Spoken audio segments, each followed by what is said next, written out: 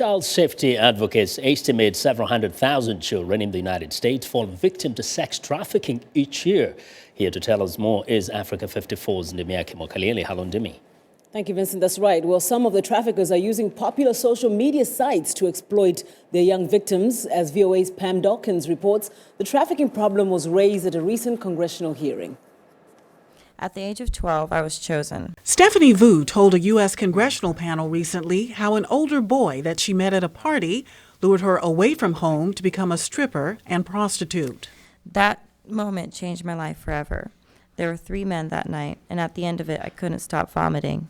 Child sex trafficking is a low-risk, high-reward enterprise, says Cindy McCain, who heads an Arizona human trafficking task force. She cited figures from the National Center for Missing and Exploited Children.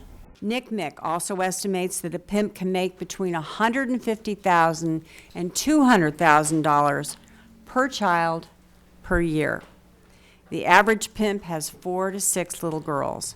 While the perception of the prostitute walking the streets persists, more and more child sex traffickers are actually using online tools to exploit their victims.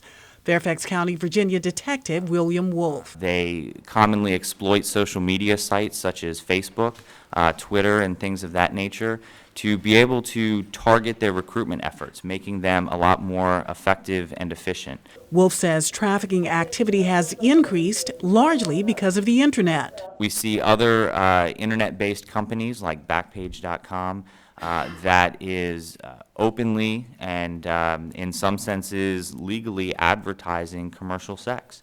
It gives these traffickers the opportunity to advertise to the general public these sexual services and to advertise essentially our children online. Backpage says it cooperates with law enforcement efforts to find child sex traffickers.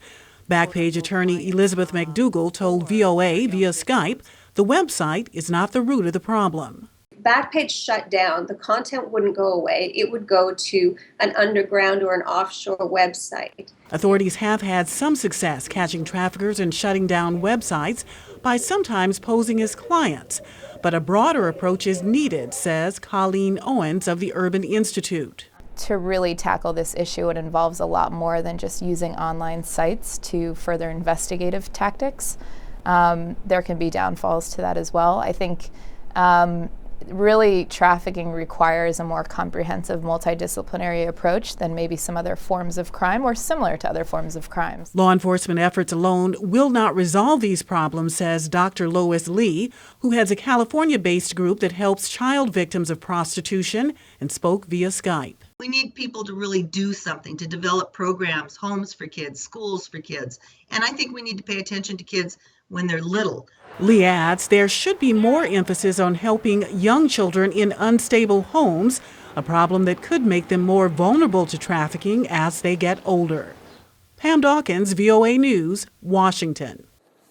Now, according to the Department of Justice, the average age of entry into prostitution for a child victim in America is 13 to 14 years old.